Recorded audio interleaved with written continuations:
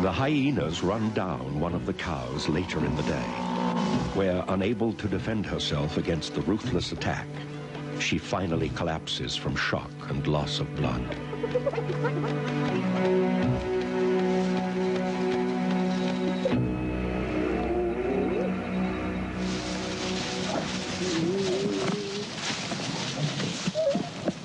Nowhere else in Africa is the rivalry between lion and hyena as intense as on the plains of Savuti. And when Myomi's pride arrives, attracted by the noise of the kill, they are swiftly chased and attacked by the blood-crazed clan.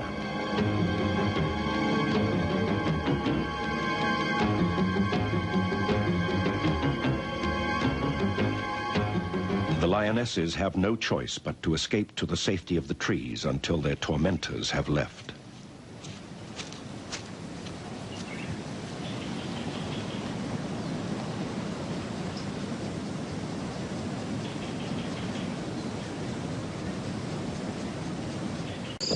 This is when the hyenas are at their boldest, and if the pride is not accompanied by protective males, the clan shows no fear, rushing in at the kill to snatch a hard-earned meal from the midst of the pride.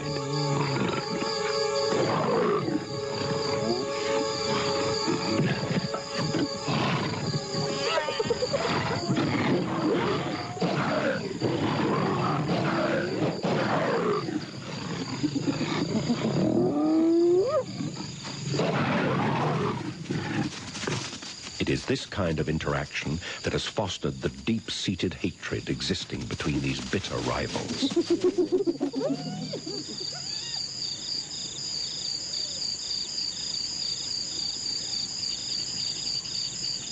The lions continue bouts of feeding through the night.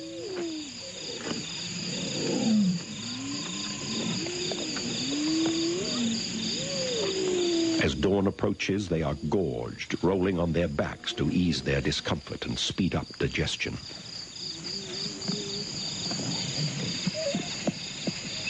The hyenas have begun to gather in numbers now, and still arrive from all directions.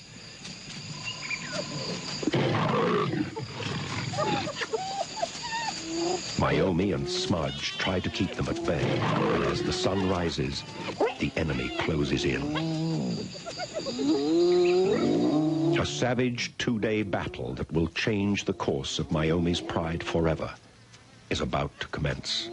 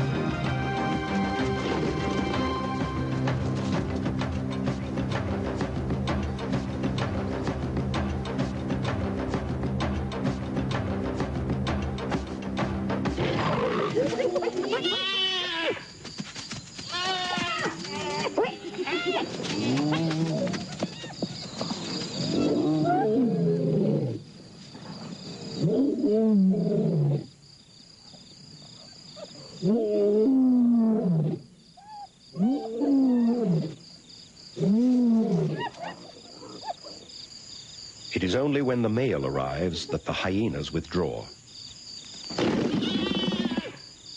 He has killed a young, inexperienced hyena on the outskirts of the skirmish, and he shakes his victim with anger and frustration.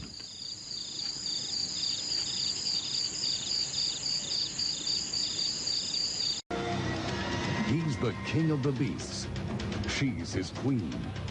But who really rules, and why?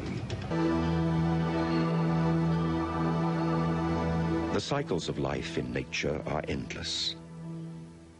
Every new dawn brings release from the fears that stalk the night and new challenges to survival. just as every year is a cycle of seasons and events, successes and failures, triumphs and tragedies. This is the story of two prides of lionesses living out a year in vastly different parts of southern Africa. The wild and remote Savuti Plains of northern Botswana and the Kruger National Park of South Africa. It is here in the shadow of some low hills at a place called Munshi, where our first study pride hold the territory that has been passed down by their mothers and grandmothers before them. This is the home of the Munshi pride. Our story begins after the savage dry years of the early 90s, when the area was in the grip of the most devastating drought in living history. Everywhere across the bleak landscape, herds of gaunt animals are strung out like ghostly caravans, shuffling wearily through the dust. While others, little more than slow-moving corpses, search for nutrition in the dry ground.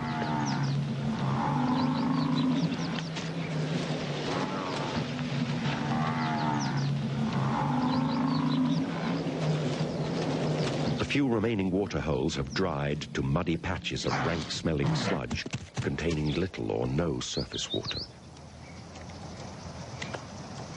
Food stocks are almost at an end. Only desperate foraging of dry twigs and dusty grass roots sustains the rapidly weakening survivors until the land once more feels the soothing balm of rain.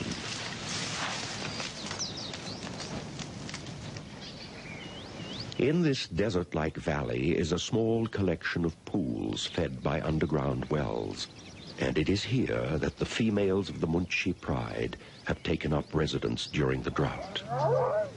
9 months ago, they both gave birth to cubs that have now grown into sturdy and playful youngsters. The dominant female is named Nyaleti, a word in the local Shungan dialect for star, after the light patch on her chest. Nyaleti and her sister are close partners in the shared responsibility of raising their 7 cubs. While the dry conditions are harsh on most of the bushveld animals, it is a time of plenty for the lions, who take advantage of slowed reactions and weakened limbs. The two sisters have changed their normal nocturnal habits and have become experts at daytime ambush hunting. Every morning, the herds start to gather in large numbers at the waterholes, and the lionesses stalk into position. Here they wait patiently for an opportunity to present itself. Sensing the right moment to strike, Nyaleti eases forward, eyes fixed on an unwary victim, muscles bunched and ready to spring. A sharp alarm call betrays the lion's presence before they break cover.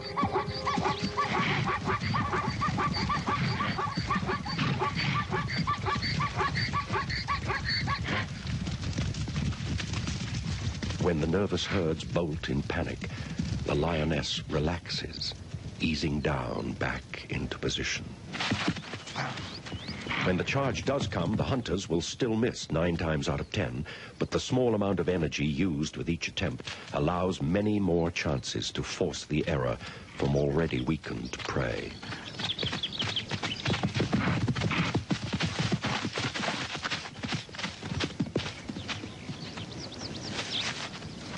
Occasionally, the territorial males of the area will join the pride.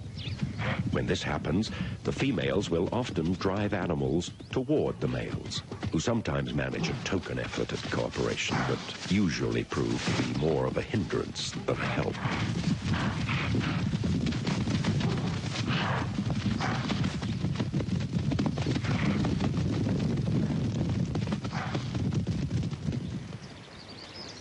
These 2 huge lions are the fathers of the Munshi pride cubs.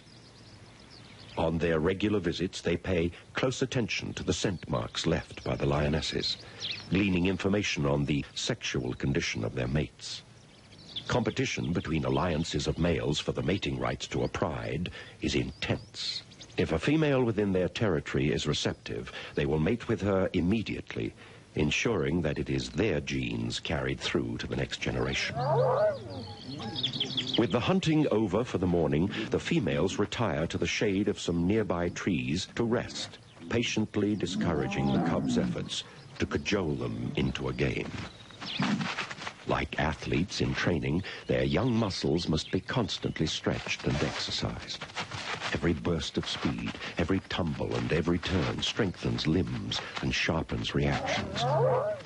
Holds and techniques learned from watching their mothers hunt are practiced on brothers and sisters.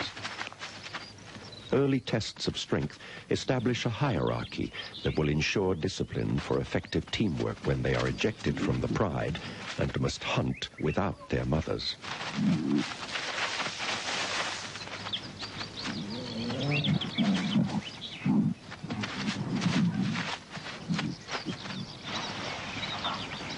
During the course of the day, the waterholes are visited by elephants, one of the few animals that the lion's presence does not deter.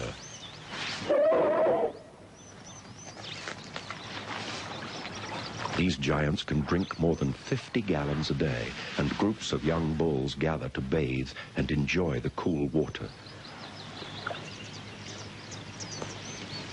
Splashing themselves with mud helps to relieve the irritation from biting insects and moistens their skin against the powerful African sun. Dung beetles make carefully packed balls of the precious waste which they industriously roll away for their mates to lay eggs in.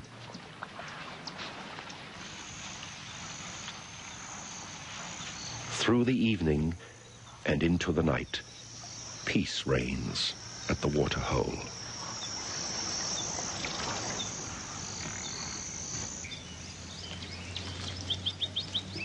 At dawn, Nialetti is preparing herself for the hunt, sharpening her claws on the rough bark of an acacia tree and stretching her lithe body. She spots a herd of wildebeest gathering at the water and stalks carefully through the low cover, circling into position. Choosing the right moment, she launches herself at full speed in a blinding display of power right into the midst of the panicking animals.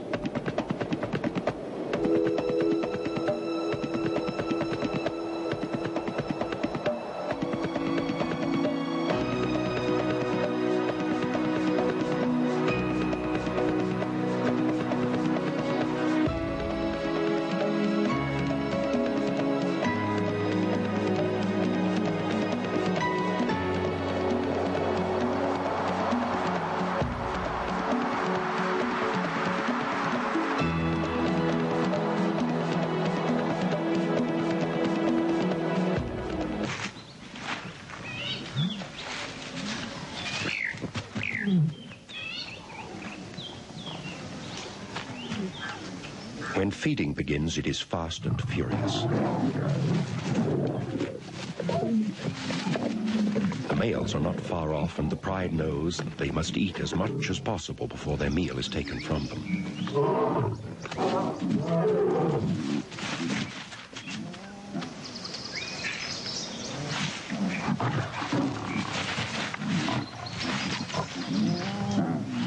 This is the price the family pays for protection of the youngsters who would be killed or chased off if new males should take over the pride.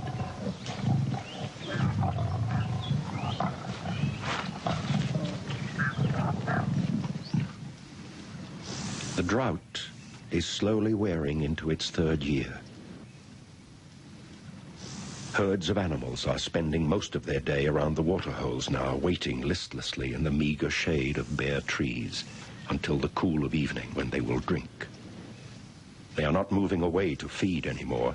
Energy is too precious to be wasted in fruitless searching. If the rains don't arrive, the survivors that have made it this far in the cruel heat will no longer be able to carry on.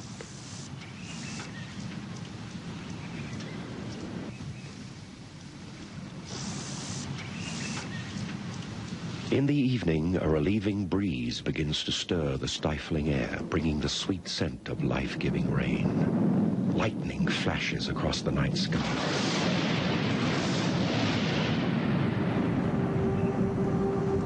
Every day, the storms on the horizon move closer until heavy drops begin to fall on the dry ground.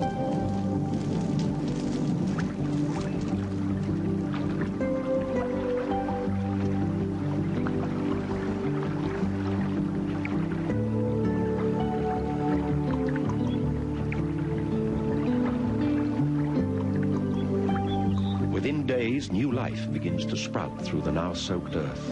And 2 months later, once dry riverbeds have swollen to muddy torrents, rolling through green riverine forest. Out in the open, the rain continues to lash down on the animals of the grasslands, both predator and prey.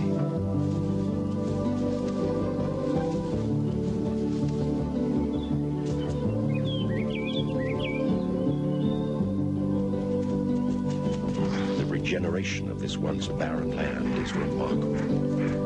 Herds are beginning to gather again, and on the plains, the miracle of new life is taking place.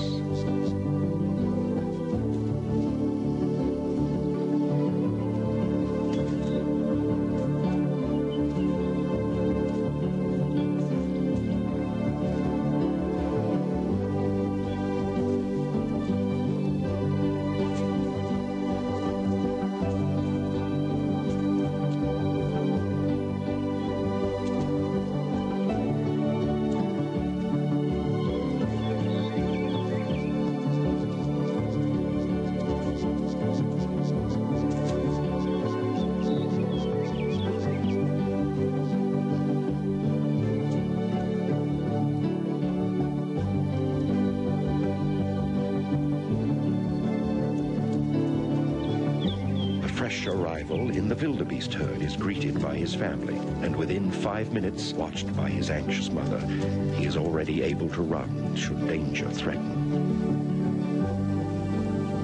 The incredible reproductive strategy of the impala has evolved for just such a time.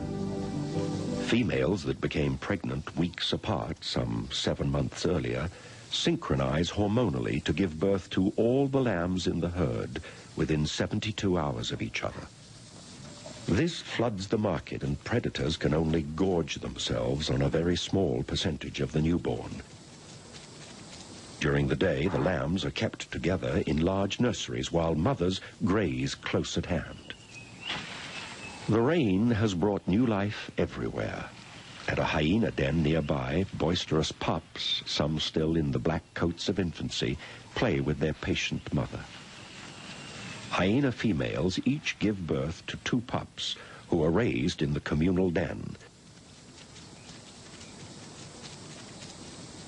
The mothers take turns at protecting the young from scavengers, like the ever-present black-backed jackal.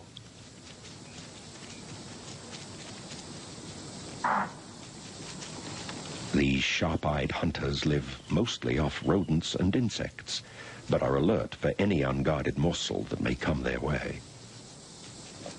Nearby, a group of vultures are gathering at the remains of a fresh kill on the outskirts of the Munshi Pride territory.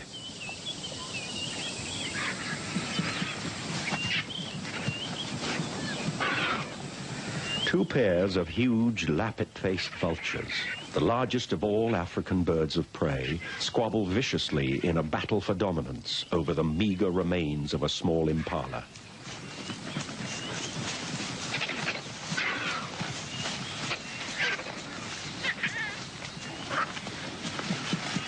During the wet season, circumstances have changed dramatically for the Munshi Pride. And lying nearby, watching the remains of their meal disappear, are 4 young lions, the only remaining survivors of the Munshi Pride cubs. During the months of the rains, the fathers of the Munshi cubs have been ousted by another alliance of large black-maned males. The newcomers have killed 3 of the cubs and chased the rest out of their home territory. Nialeti and her sister have come back into estrus, and the new king begins his own era in this ancient bloodline.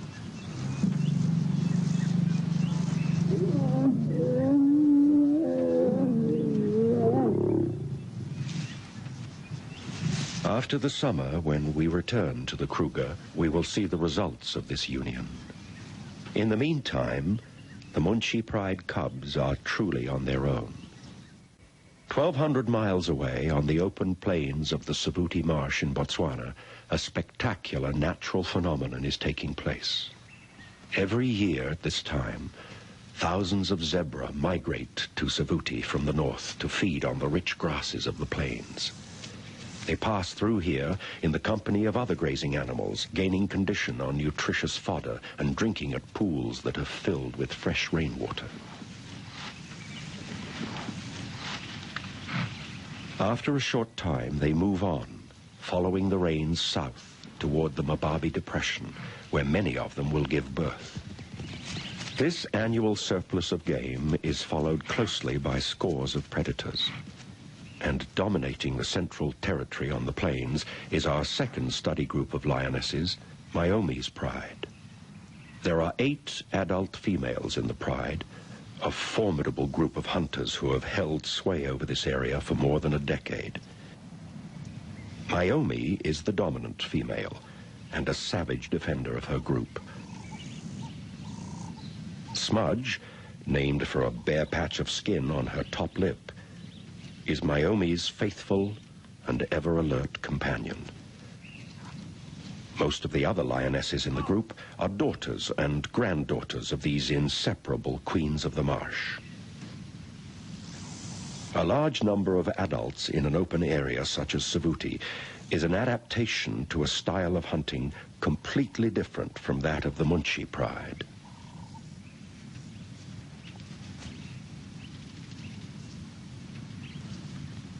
After spending the whole day asleep in the mopani bushes surrounding the marsh, they slowly get moving in the early evening. Stretching and yawning loosens muscles in limbs and jaws as they languidly prepare for the night's hunt.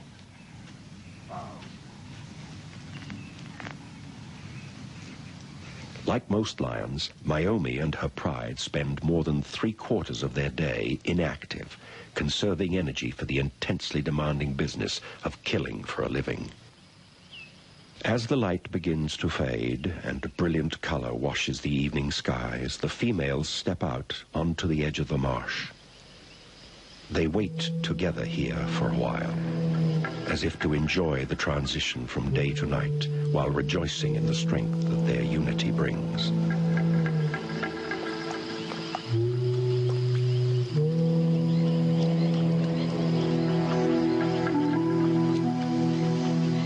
Setting off into the dark, they move like a single unit, communicating by subtleties of body language learned from years of hunting together every night. They stop frequently, relying on acute hearing to locate zebra moving on the marsh. Splitting up and melting into the darkness, the pride surrounds and closes in on the herd.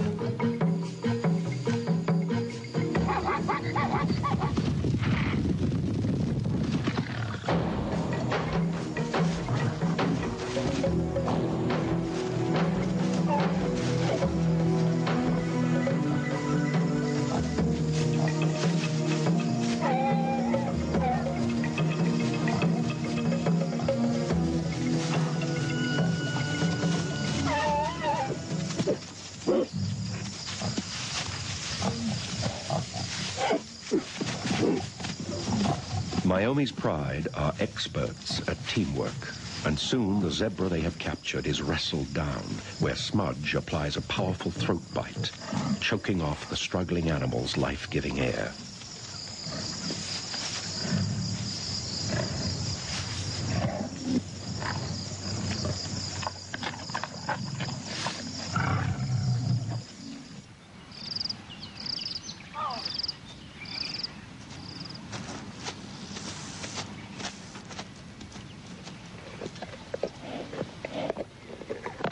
With sunrise in the morning, the feast is almost ended.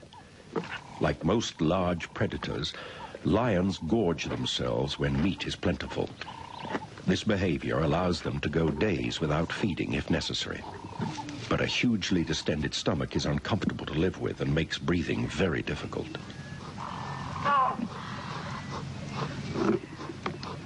One of the young females drags the carcass into the cover of some nearby bushes, an instinctive behavior that hides the meat from the prying eyes of vultures whose presence would alert other predators and scavengers to the kill. Sharp-eyed, hooded vultures are the first to arrive. They are small enough to fly early in the morning without the aid of thermals that lift larger birds into the air later in the day. Although they get sufficient moisture from the blood of their victims, lions will often leave a kill if there is water nearby.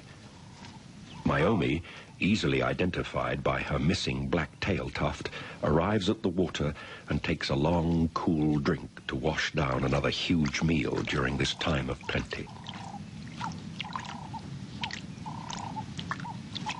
Her pride sisters have already drunk at the pool and strengthened pride bonds with the ritual head-rubbing greetings of the big cats.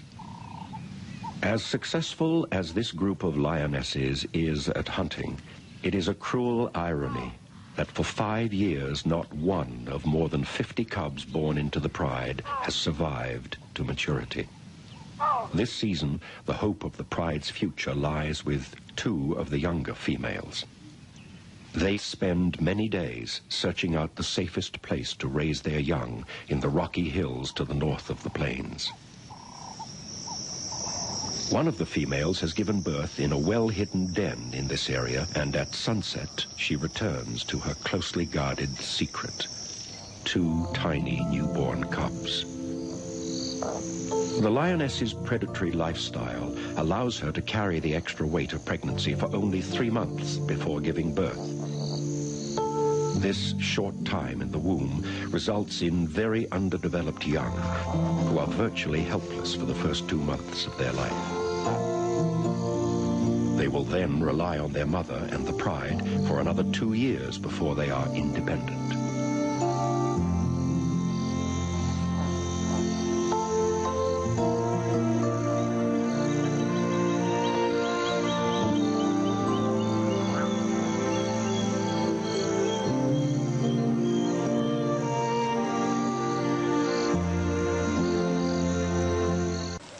The lioness is a gentle and patient mother, spending hours suckling and cleaning or just quietly watching over her babies. If danger threatens, she will defend them savagely, but there are times when she must leave and join the pride to feed.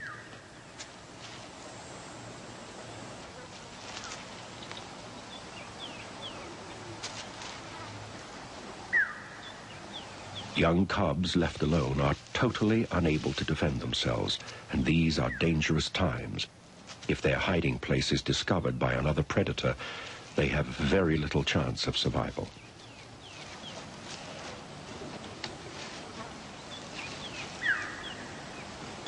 The other female has 4 older cubs who are ready to meet the rest of their family.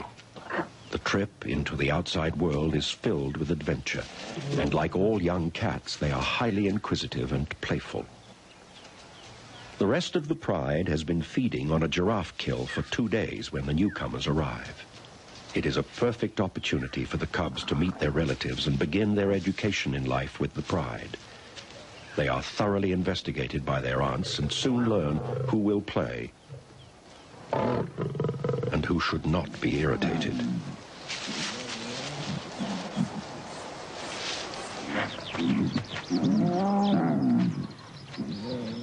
The territorial male is paying a visit to the pride to take advantage of a free meal. This is the first time he has seen his offspring, and despite their efforts to gain his attention, it is obvious that he is not impressed.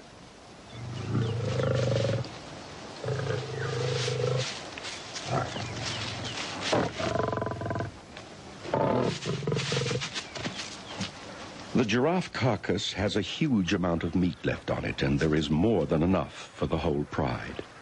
With no danger of being injured while adults fight over food, the carcass becomes a playground in between meals.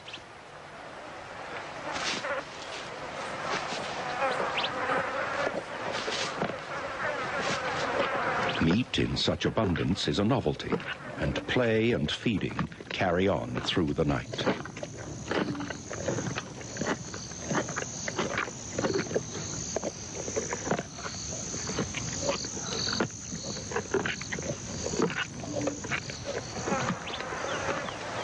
In the morning, there is very little movement around the kill, and the cubs have eaten themselves to a standstill.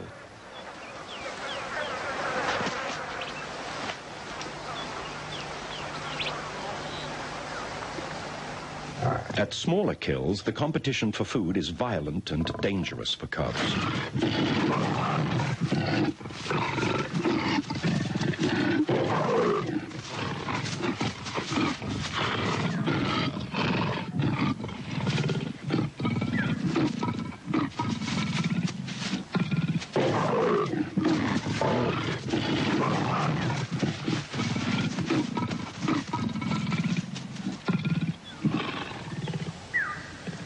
Sometimes, at interactions such as this, cubs are precluded from eating and can be injured, or even killed.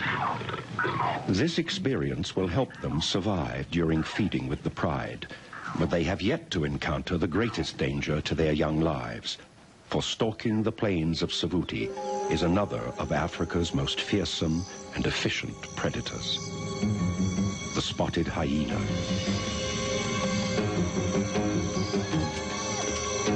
The two main hyena clans are large and powerful, hunting brazenly in the territory of the lions. Sometimes they will tackle even the most dangerous of prey, like the Cape buffalo.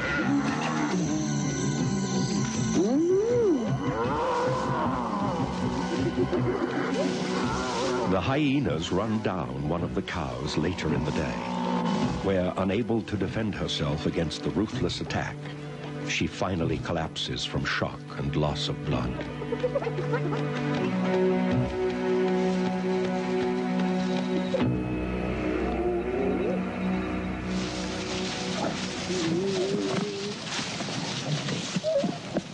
Nowhere else in Africa is the rivalry between lion and hyena as intense as on the plains of Savuti. And when Myomi's pride arrives, attracted by the noise of the kill, they are swiftly chased and attacked by the blood-crazed clan.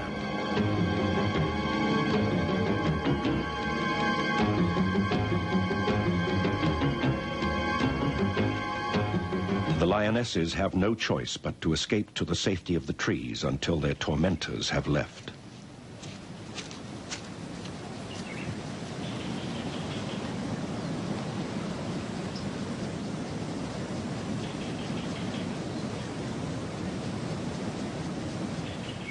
In the months after the large herds have left Savuti, the plains dry out, and food is harder to find for the animals that remain.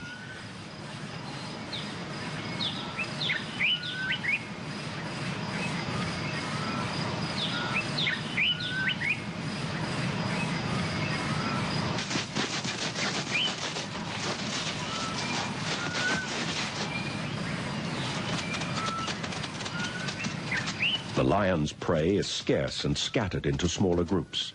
It takes a full effort to make even the smallest of kills.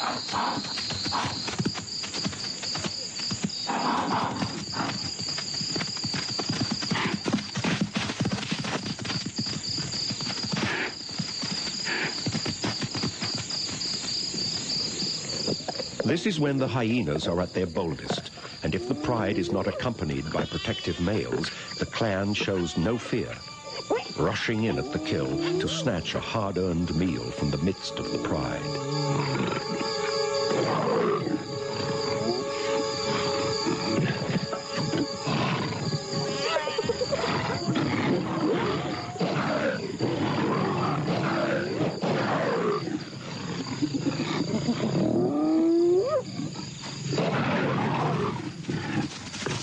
It is this kind of interaction that has fostered the deep-seated hatred existing between these bitter rivals.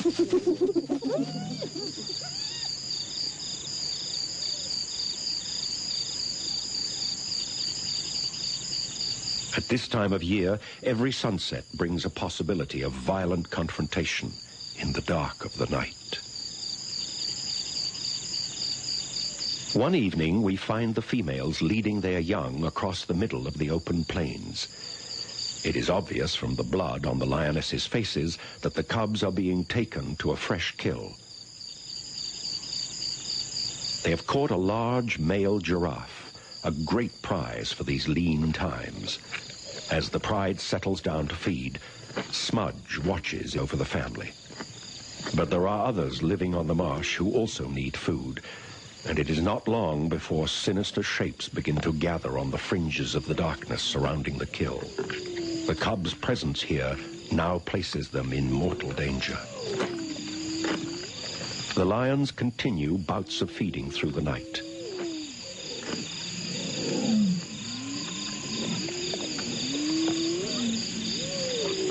As dawn approaches, they are gorged, rolling on their backs to ease their discomfort and speed up digestion.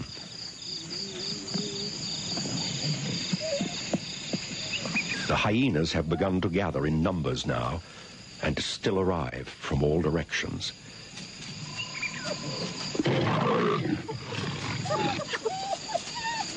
Myomi and Smudge try to keep them at bay, and as the sun rises, the enemy closes in. A savage two-day battle that will change the course of Myomi's pride forever is about to commence.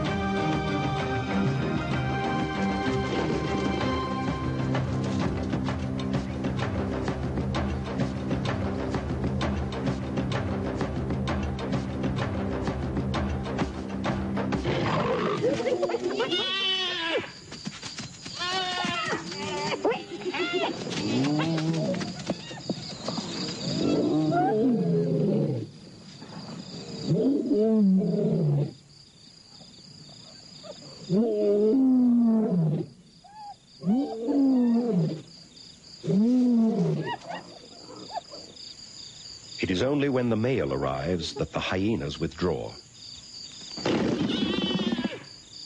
He has killed a young, inexperienced hyena on the outskirts of the skirmish, and he shakes his victim with anger and frustration.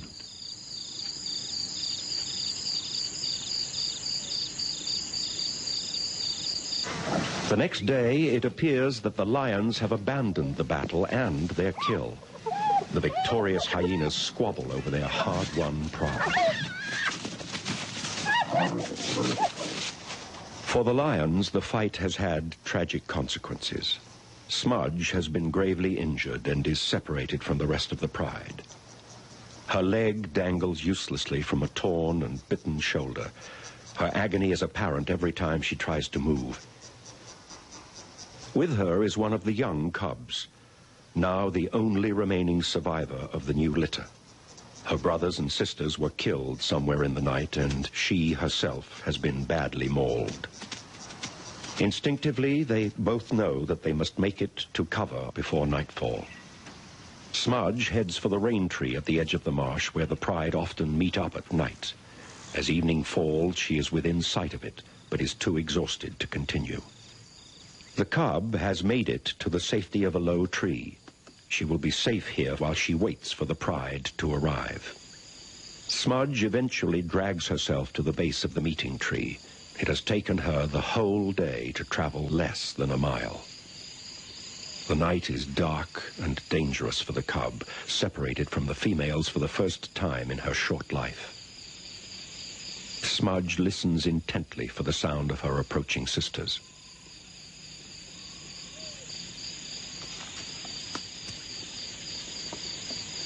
When the rest of the pride arrive, silently emerging from the night, Smudge is overjoyed.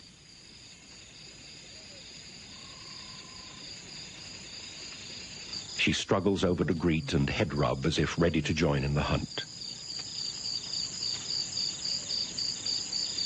For 12 years, she has set out every night, shoulder to shoulder with her sisters and daughters.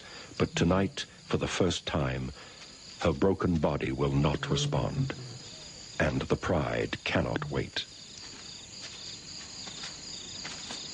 The cub is strong enough to limp along and moves off with the females. But the pain is too much for Smudge.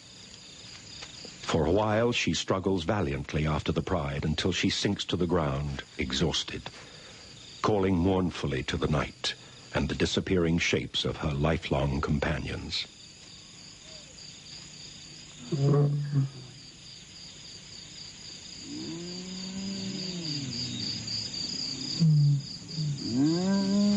Fate has dealt her a bitter blow. At night in Savuti, weakness of any kind is certain to attract deadly attention. The hyenas are quick to sense the helplessness of the stranded lioness, and their tentative approach soon turns into a vicious attack.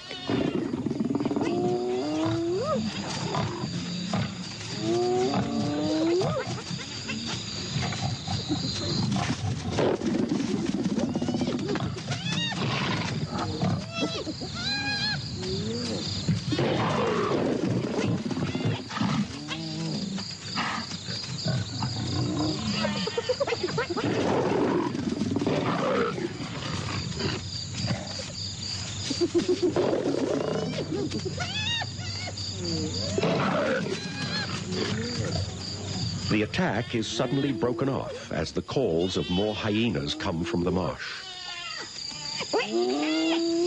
This area is a territorial no man's land between clan boundaries, and the noise of the attack on Smudge has attracted the attention of a rival group. Within minutes, the full might of both clans has joined the fray on the open plain in a frenzy of scent marking and running skirmishes.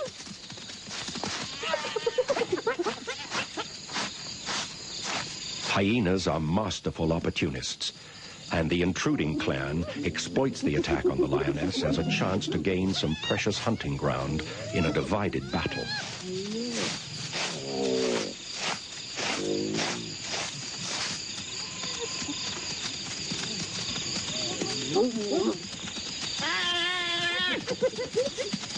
The attack on Smudge is forgotten, and she will live through another painful night. At dawn, with a last supreme effort, Smudge struggles to within sight of her family, who again move away from her. This is the last time she will ever see them.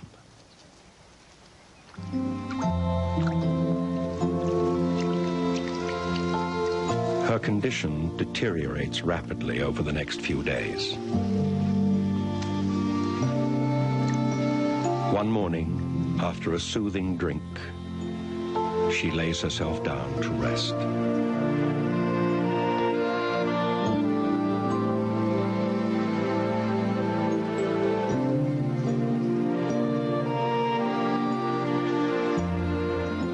The magnificent life of a queen of the plains is drawing to a close.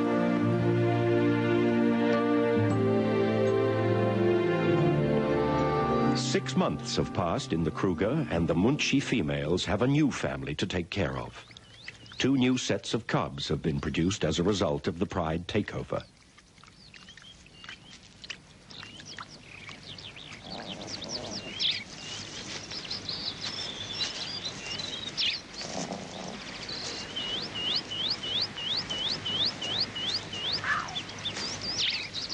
The aged mother of Nialeti and her sister has rejoined the pride and has resumed nursing duty for her new grandchildren.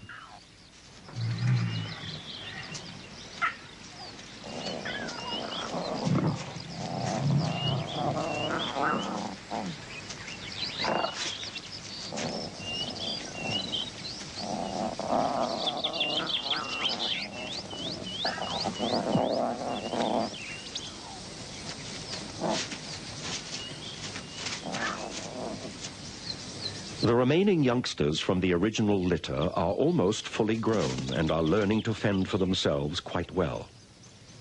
A lot of their food is still gathered from scavenging, and even the tattered remains of a leopard kill high in a tree are worth the concerted effort to recover. Adult lions are too heavy to climb, but these youngsters, driven by hunger, have no problem getting up to the kill. When the time comes to find a way back down to the ground, the haughty, regal bearing of the princess crumbles, giving way to a very unladylike scramble.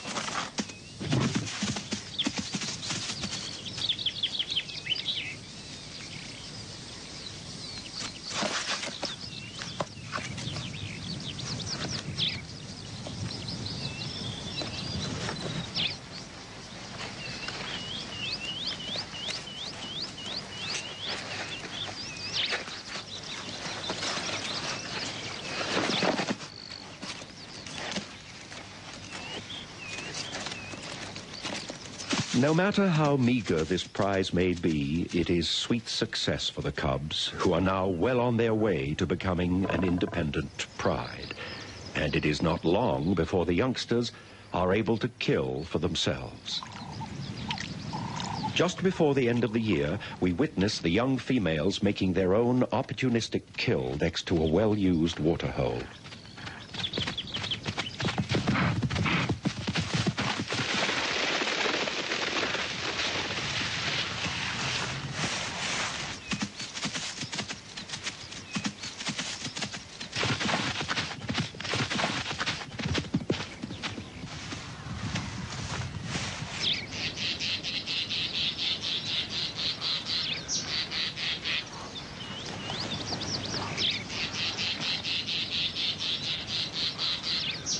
The survival of these cubs represents success in another of the complex cycles of nature. The Munshi pride has assured that the genes of their ancestors will be represented in this area by another generation. For Myomi's pride in Savuti, it has been a hard year. The loss of Smudge has reduced the strength of the pride, but nature has provided a balance for her death. The remaining female cub is the first youngster to survive in this pride for nearly 7 years. She is by no means out of danger and must grow up without brothers and sisters, but she represents hope for the future of this family of queens and princesses.